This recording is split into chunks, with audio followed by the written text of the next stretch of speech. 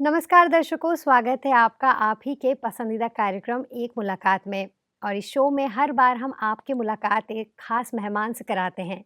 और आज हमारे स्टूडियो में हमारे साथ मौजूद है ब्रिगेडियर हरबीर सिंह जी, जो भारतीय सेना में ब्रिगेडियर के पद पर हैं और आपको युद्ध सेना मेडल से भी नवाजा गया है।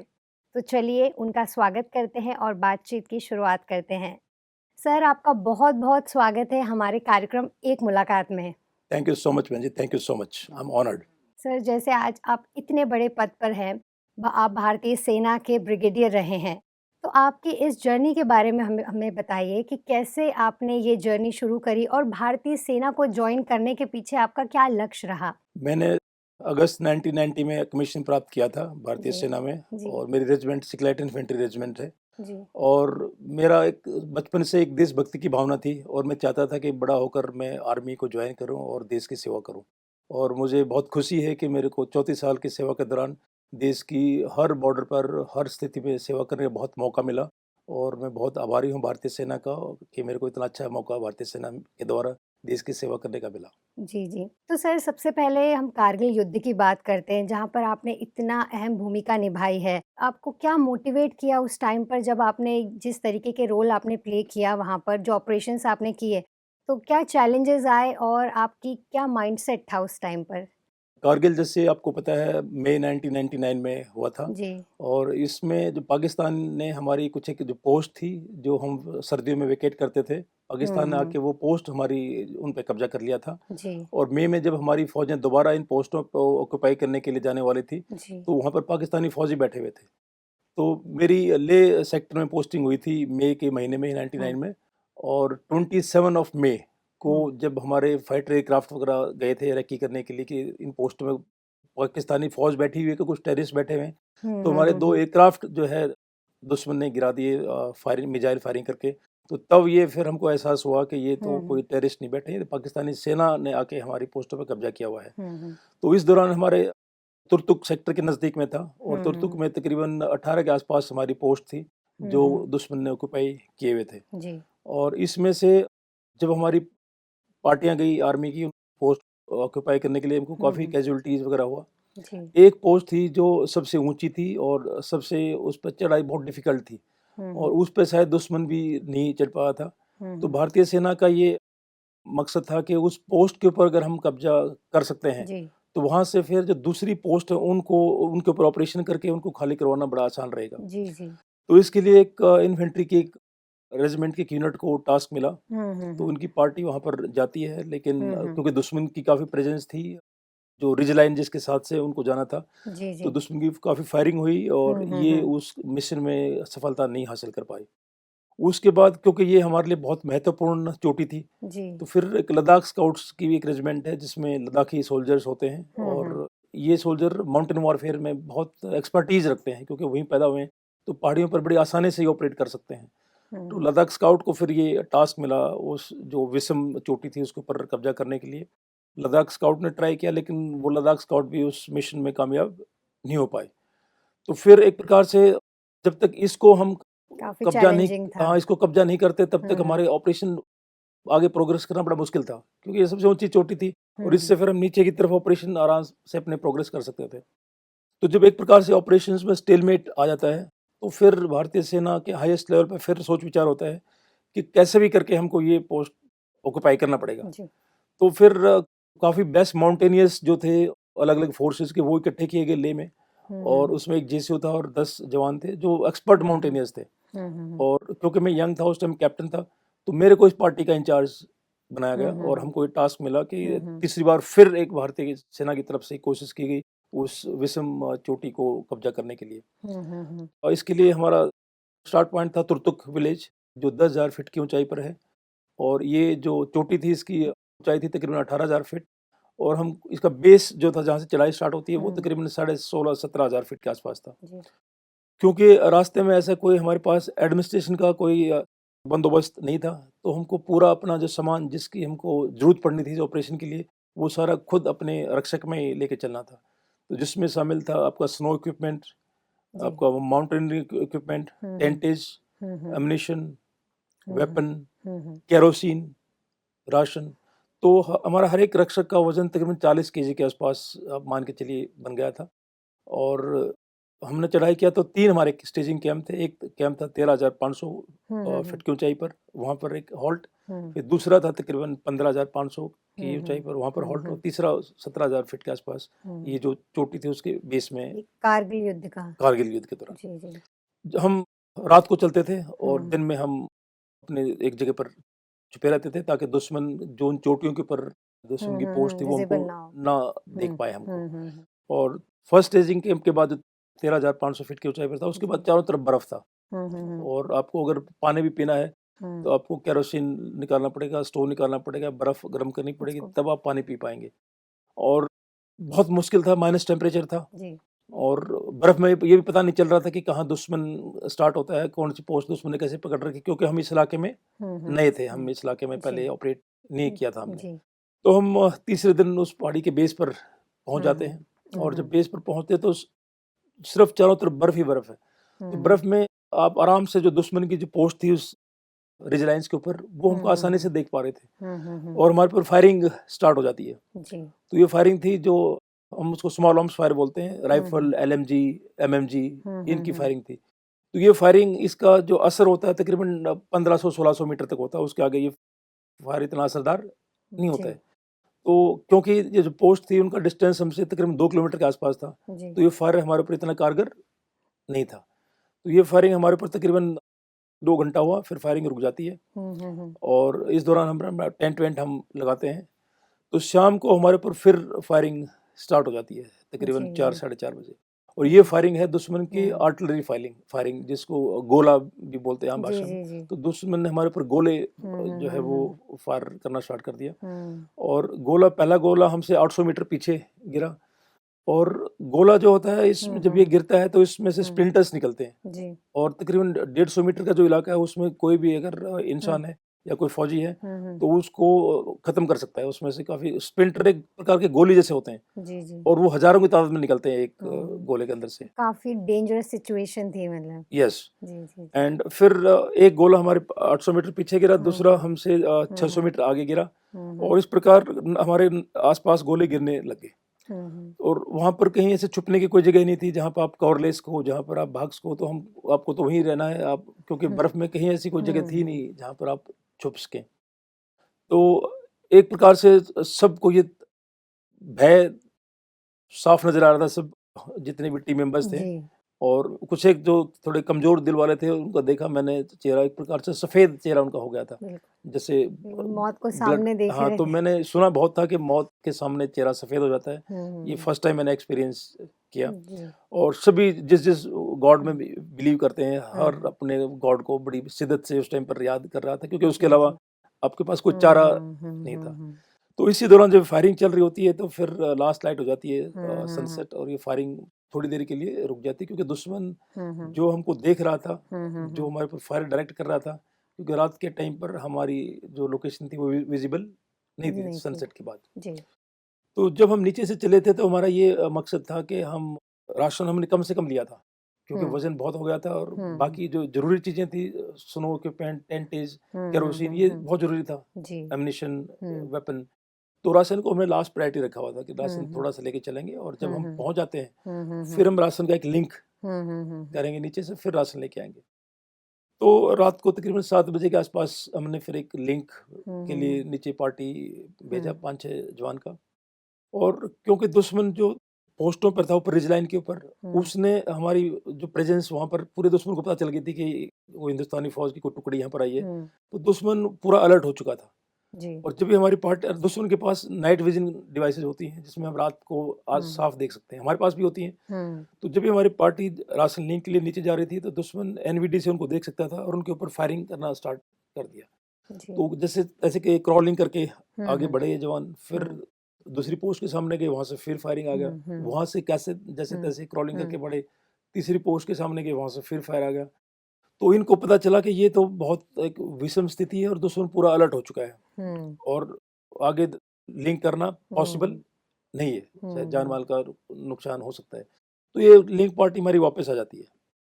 नो, उस टाइम मैं अपने अलग से अपने टेंट में था, तो ये पार्टी आपस में बातचीत करते हैं और ये इस निष्कर्ष पर पहुँचते हैं कि यहाँ पर ज़रा-सा भी देर रुकना, हुँ, मौत को बुलावा देना है। ये हुँ, मिशन बिल्कुल सुसाइडल है हुँ, और हम क्योंकि अगले दिन जैसे सुबह होगी, हुँ, दुश्मन फिर से अपनी गोलाबारी स्टार्ट करेगा और उस दिन तो दुश्मन के पास पूरा दिन होगा हुँ। और उस दिन फिर हमारा बचना नहीं भाई, नामुमकिन इम्पॉसिबल है। है। हुँ, और लिंक भी राशन भी तो हमने 3 दिन से ढंग से खाना नहीं खाया था मूवमेंट के दौरान, ये था वहाँ पहुँचने के बाद कुछ हुँ, खाएँगे तो राशन भी हम हुँ, हुँ, नहीं हुँ, लिंक कर पाए। हुँ, तो ये पार्टी ने डिसाइड किया कि रात को यहाँ से हम वापस जाएँगे और 2 फायरिंग तो होगा रात को भी, लेकिन जिसकी हुँ, किस्मत में होगा वो नीचे पहुँच जाएगा, बाकी हुँ, जो मालिक को मंज़ूर है वो होगा। तो ये मेरे पास आते हैं पार्टी पूरी, बोलते हैं सर सिचुएशन आपने देख लिया है जी। और यहाँ तो ज़रा भी देर एक्स्ट्रा रहना जो है वो हुँ, हुँ, मौत के हुँ, मुँह में जाने के बराबर है और ये बहुत खतरनाक मिशन है, हमको वापस जाएँगे। तो मेरा एक प्रकार से कर्म में बड़ा यकीन रहा है बचपन से ही जी, और मेरा डेस्टिनी के अंदर बहुत डीप फेथ रहा है और जी, मेरा ये मानना था कि इंसान के जब शरीर में हम आते हैं तो जाने का हमारा उसी टाइम फिक्स है। डेट टाइम फिक्स हो जाता है। ये मेरे को बहुत कन्विक्शन था। जी, जी। तो मैंने सोचा अगर यहाँ पर अगर को जाने का अगर हमारी डेस्टिनी में है तो हुँ, मंज़ूर है वो, क्योंकि जी। उसको हम चेंज नहीं कर सकते। तो मैंने कहा कि मैं वापस हुँ, हुँ, हुँ, नहीं जाऊँगा, क्योंकि जिस मिशन के लिए हम आए हैं वो मिशन के लिए हुँ, अभी तक हुँ, हम ट्राई नहीं कर पाए अभी तक। नहीं कर तो जिस भी स्टेट में मैं जी। वापस हाँ, डोंट गिव अप वाला जो एटीट्यूड था, मतलब एब्सोल्युटली ये आपका माइंडसेट था, हाँ, क्योंकि बहुत ही इंस्टेंट डिसीजन मेकिंग होता है उस टाइम पर, हम नहीं टाइम ले सकते। जो भी जैसे आपने कहा आप कैप्टन थे, हाँ जी। तो वो डिसीजन आपके हैंड में था कि क्या करना है, या तो गिव अप करना है या फिर आगे। तो जो आपके माइंडसेट था वो बहुत ही ज़्यादा पॉजिटिव था। एंड जैसे कि आपने कहा कि कर्मा में बिलीव करते हैं। तो सर यही जानना चाहेंगे कि जैसे जो हमारी आर्मी है, उसका भी गोल यही होता है कि लॉ एंड ऑर्डर और शांति को स्थापित करना। और ब्रह्मा कुमारीज़ का भी या स्पिरिचुअलिटी का भी कहें कि यही गोल है, शांति को स्थापन करना। तो ये कितना ताल्लुक करता है? ये काफ़ी हद तक ताल्लुक करता है। मैं मेडिटेशन करता रहा हूँ काफ़ी जी, टाइम पहले जी, से जी, और जी, मैं मेडिटेशन से एक बड़ी आंतरिक शक्ति मिलती है, जी, जी, क्लैरिटी मिलती है जी। और जब आप विषम स्थिति में होते हैं लाइक जैसे मैंने आपको बताया तो आप हुँ, समझ सकते हैं काफ़ी बहुत डिफ़िकल्टी की सिचुएशन थी, जी, बिल्कुल। जहाँ पर आपकी लाइफ़ हुँ, जो हुँ, थी वो हुँ। खतरे में थी। हुँ, हुँ, तो हुँ। उसमें भी ये मैं बड़े शांत मन से डिसीज़न ले पाया कि मैं यहीं पर रहूँगा। हुँ, हुँ, हुँ। तो ये चीज़ें मैं समझता हूँ ब्रह्मा कुमारी भी वैल्यू बेस्ड आप सोसाइटी जो है वो जी, सिखाते हैं जी। और एक इंसान के अंदर जो क्वालिटीज़ होती हैं उनको हुँ। उजागर करने में हुँ, मेडिटेशन हुँ, जो हुँ। सिखाया जाता है वो बहुत हेल्प करता है। हुँ। तो मैं समझता हूँ ये दोनों चीज़ें एक दूसरे के काफ़ी कॉम्प्लीमेंट्री हैं। हुँ, हुँ, हुँ। तो मैं ये था कि अब तो मैंने डिसीजन ले लिया है, जी। तो मैं टेंट में चला गया तो ये था हुँ। कि ये शरीर अब अगले 10-12 घंटे में हुँ, हुँ। छूट जाना है। क्योंकि जैसे सुबह होगी फायरिंग स्टार्ट हुँ, होगी हुँ, और हुँ। फायरिंग में बचना मुश्किल है हुँ। और वो डिसीजन मैं ले चुका था। जी। तो फिर मैंने भगवान को याद किया हुँ, हुँ, हुँ। और मैंने अपने परिवार के लिए एक लास्ट लेटर लिखा कि इस टाइम मेरी क्या फीलिंग्स हैं, क्या मेरे थॉट्स हैं और ताकि उनको पता चले बाद में कि हुँ, मेरे हुँ। लास्ट फीलिंग्स ये थी, थॉट्स ये थे, तो लेटर लिख के मैंने अपने पॉकेट बिल्कुल, में बिल्कुल। रख लिया। जी। और मुझे नहीं पता था कि मेरे जो बाकी टीम के हुँ, मेंबर्स थे हुँ, वो हुँ। क्या कर रहे हैं, वो चले हुँ, गए हुँ, हैं, यहीं पर हुँ। हैं, वो मेरे को ऐसी कोई क्लैरिटी हुँ, नहीं हुँ, थी। हुँ। तो सुबह तकरीबन 4 बजे के 4 नहीं तकरीबन साढ़े 5 के आसपास ये जो जेसीओ था मेरे हुँ, पास हुँ, हुँ, हुँ। 3-4 जवान आते हैं हुँ, हुँ। और मेरे को बहुत थके हुए थे, सब आवाज़ निकल नहीं पा रही थी और हुँ, ऐसे विक्ट्री साइन मेरी तरफ दिखाते हैं। तो मैंने पूछा क्या हुआ? बोलता है हुँ। सर हमने रात को जो हमारे 4-5 बेस्ट जो माउंटेनियर्स हैं, जी। उसको हमने रोप फिक्सिंग के लिए ऊपर भेजा था और ऊपर तक हमने रोप फिक्सिंग हुँ, हुँ, हुँ। कर दी है हुँ, हुँ। और हम इस पहाड़ी के ऊपर हम आराम से जा सकते हैं क्योंकि माउंटेन्स में एक बार रोप फिक्सिंग होने के बाद हुँ, फिर हुँ। तो आप रोप को पकड़ के आसानी से जा सकते हैं, कोई दिक्कत हुँ, नहीं होती है। तो हम फिर रोप के द्वारा ऊपर पहुँच जाते हैं। तो इस हुँ। प्रकार इस चोटी पर हुँ, जो है हुँ। हमारा कब्ज़ा हो जाता है, जो मेन इंडियन आर्मी का मोटो जी, था, मेन जी। फ़ोकस था। और हमारे ऊपर फिर जो आस-पास दुश्मन की पोस्ट थी, वहाँ से फिर हमारे ऊपर फायरिंग हुँ, होती हुँ। है। हुँ, हुँ। लेकिन वही 2 किलोमीटर के ऊपर डिस्टेंस से ज़्यादा पोस्ट थी, तो हुँ। फायरिंग भी हमारे ऊपर कारगर नहीं था। हुँ, हुँ, हुँ। और क्योंकि चोटी थी, चोटी के ऊपर दुश्मन के लिए गोला भी ऐसे गिराना उसी चोटी के ऊपर, वो भी आर्टिलरी का गोला हुँ। गिराना भी हुँ, हुँ। संभव नहीं था। नहीं। तो ये सक्सेस जब मिली तो काफ़ी हमारे जितने भी हायर फॉर्मेशन, हायर क्वार्टर्स में इंडियन आर्मी में काफ़ी खुशी की एक लहर जी। एक प्रकार से दौड़ हुँ, हुँ। जाती है। हुँ, हुँ। और फिर हमारी टीम को एक स्पेशल माउंटेनियर टीम के तौर पर बना के हुँ, और हुँ। यहाँ से हमको आदेश मिलता है कि आप यहाँ से अब क्योंकि आपने ऑक्यूपाई कर हुँ, लिया एक हुँ, बार, तो हुँ, यहाँ से हुँ। वापस आ जाइए, नॉर्मल इन्फेंट्री को यहाँ भेजेंगे। हुँ, हुँ। और उसके बाद हमको फिर बटालिक, जुबार और इस इलाके में काफ़ी हमको टास्क मिले। और मैंने हैंडओवर किया कि मेजर मनोज तलवार थे, जो कमांडो इंस्ट्रक्टर थे, उनको जी, फिर हमारी जगह पर इस पोस्ट पर आना था। जी। और मेजर मनोज तलवार एक बहुत ही बहादुर और हिम्मती और बड़े बड़े काफ़ी टफ ऑफिसर थे। और जब वो ऊपर चढ़ रहे थे रोप की मदद से, तो हुँ, उनका पैर फिसल जाता है, हुँ, और हुँ। वो जैसे फिसलते हैं, उनका बडी था एक, वो उनको हुँ, रोकने की कोशिश हुँ। करता है हाथ पकड़ के। दोनों फिसल के दोनों जो है शहीद हो जाते हैं वहाँ पर। और मैं देखता हूँ जब मैं नीचे पहुँचा हूँ वहाँ हुँ, से, तो जिस ऑफिसर, इतने बहादुर ऑफिसर को मैंने ब्रीफ किया था, इतना जांबाज ऑफिसर था, हुँ, उसकी बॉडी साथ-साथ आ जाती है। तो काफ़ी चैलेंजिंग सिचुएशंस थी। हुँ, और तो हमको फिर, जैसे मैंने आपको बताया, ये बटालिक, जुबार, यलदौर, वहाँ पर भी हमने काफ़ी इन्फेंट्री यूनिट्स के साथ काम किया, हुँ। और हर जगह हमको सफलता मिली। तो बहुत जी, खुशी है कि पूरी टीम हमारी वो सुरक्षित रही, और पूरी टीम से तकरीबन सबको अवार्ड मिले। मेरे को भारतीय भारत की तरफ से एक सेना मेडल गैलेंट्री का अवार्ड मिला। जी, जी। मेरा जेसीओ और एक एनसीओ को भी सेना मेडल गैलेंट्री मिला। बाकी जो हुँ, जवान थे उनको भी chief of army staff commendation वगैरह मिले। जी। बहुत ही सुंदर भाई साहब।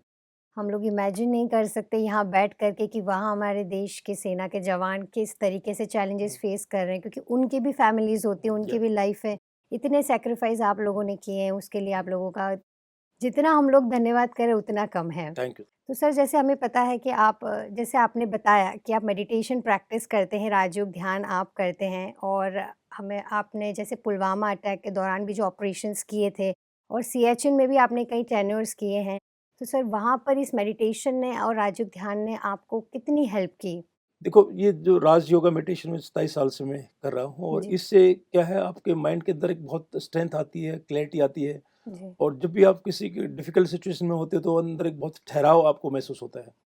और इसके साथ-साथ में जो मेरा निजी अनुभव ये है कि हुँ, कहीं न कहीं उस परमपिता परमात्मा की भी आपको हेल्प मिलती है। जी, मतलब आपको टचिंग्स आती हैं, एंड जहाँ पर जी। आपको स्प्लिट सेकंड डिसीज़न लेने होते हैं, हुँ, लाइफ एंड डेथ सिचुएशन होती है, हुँ, हुँ, तो हुँ। आपको बड़ा टचिंग आती है इंस्टेंट, जहाँ पर इंस्टेंट आप एक डिसीज़न लेते हैं और वो डिसीज़न बिल्कुल सही निकलता है। जी, जी। तो मैं समझता हूँ ये राजयोगा मेडिटेशन एक बहुत ही हुँ, इम्पोर्टेंट टूल है, और हम इसको लाइफ के हर फील्ड में जी, इस्तेमाल कर सकते हैं। जी, जहाँ तक पुलवामा की बात है, उस टाइम पर मैं सेक्टर कमांडर था साउथ कश्मीर में एज़ ए जी, ब्रिगेडियर। जी, और जैसा कि आपको पता है, 14 फरवरी 2019 को जी, एक हमारे बहादुर सीआरपीएफ के जवानों की एक बस जी, थी जो कॉन्वॉय में जा रही जी, थी श्रीनगर, बिल्कुल।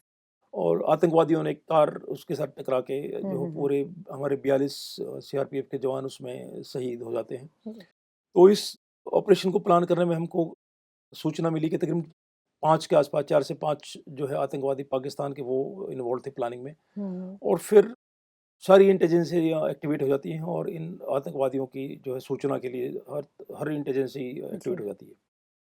तो मैं 17 तारीख को 3 दिन के लिए मैं छुट्टी आया था, वहाँ हुँ, से हुँ। दिल्ली में मेरा रेजिडेंस था।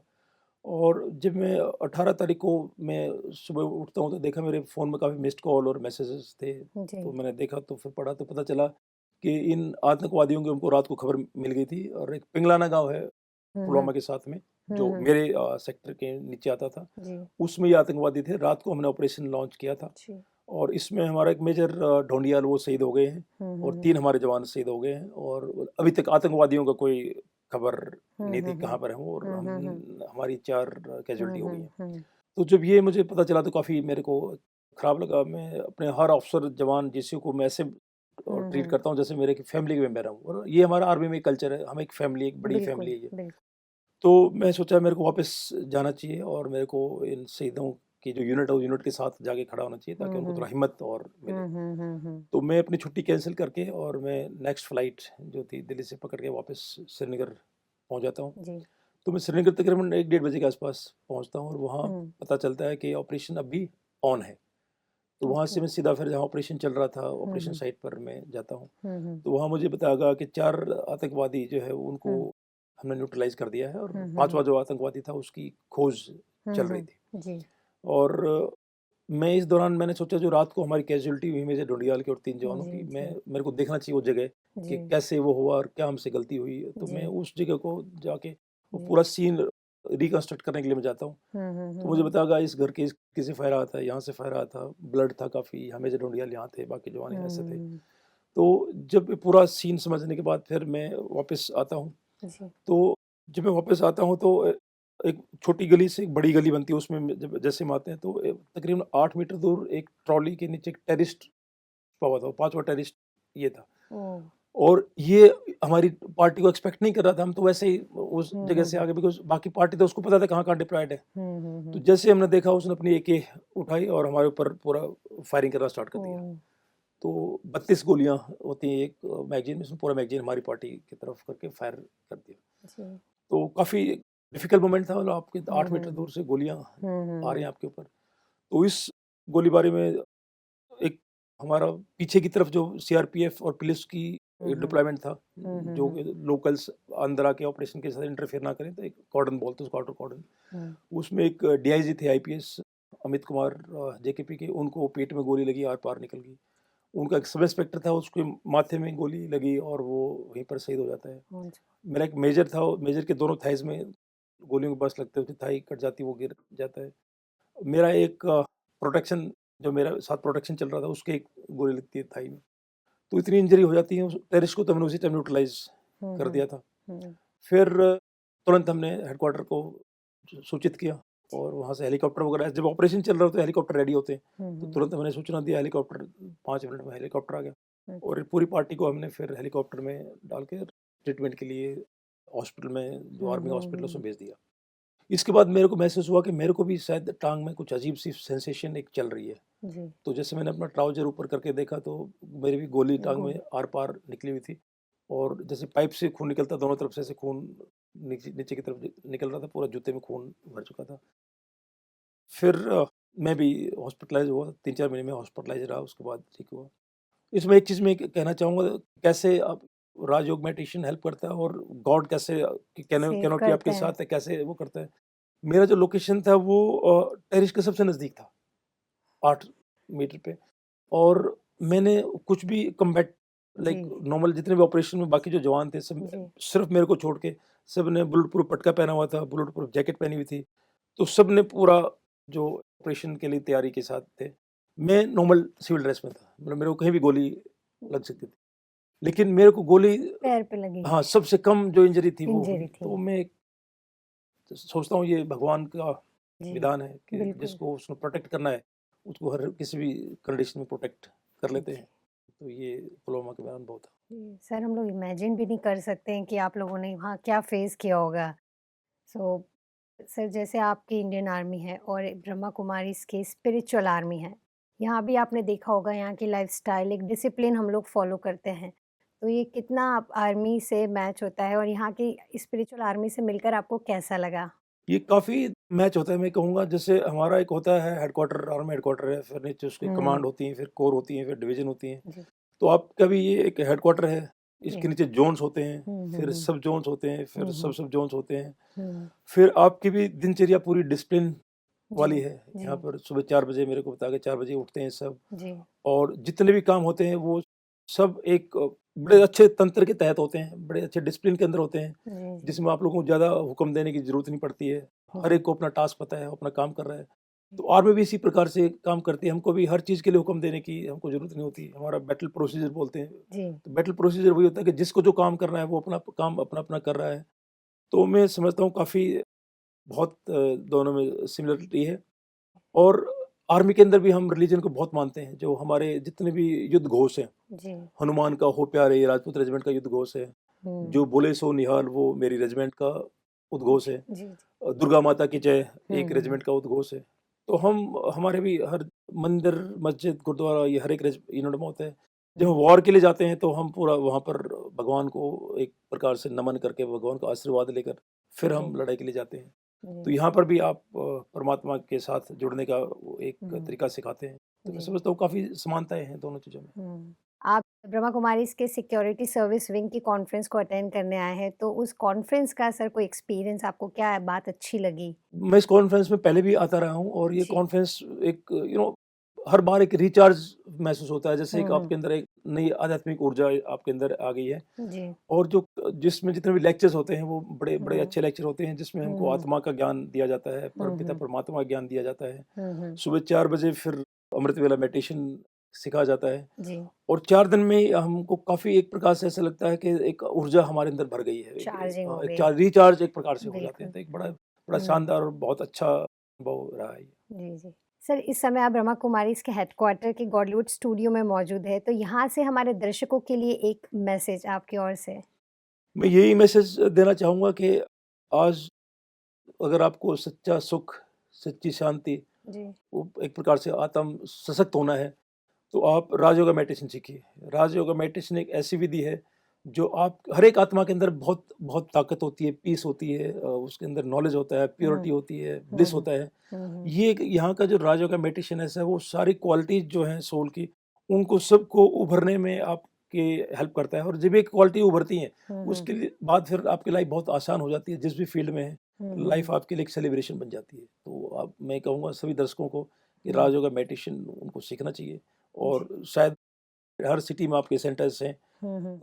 मेरे ये भी बताएगा कि उस सेंटर्स में 1 वीक का कोर्स फ्री ऑफ कॉस्ट जो है जी। वो बिल्कुल। सिखाया जाता है। हुँ, हुँ, हुँ। मेरा यही संदेश है कि सबको ये राजयोगा मेडिटेशन सीख के अपने जीवन को ऊँचा और सशक्त बनाना चाहिए।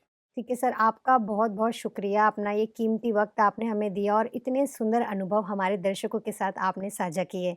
पुनः आपका बहुत-बहुत थैंक यू सो धन्यवाद। मच जी, thank you so much. Thank you, Om Shanti. Thank you. Om Shanti. तो दर्शकों, हम उम्मीद करते हैं आज का हमारा एपिसोड आपको काफ़ी मोटिवेट किया होगा। अगली बार हम आपकी मुलाकात एक नए मेहमान से कराएँगे, तब तक के लिए दीजिए हमें इजाज़त। नमस्कार, ओम शांति।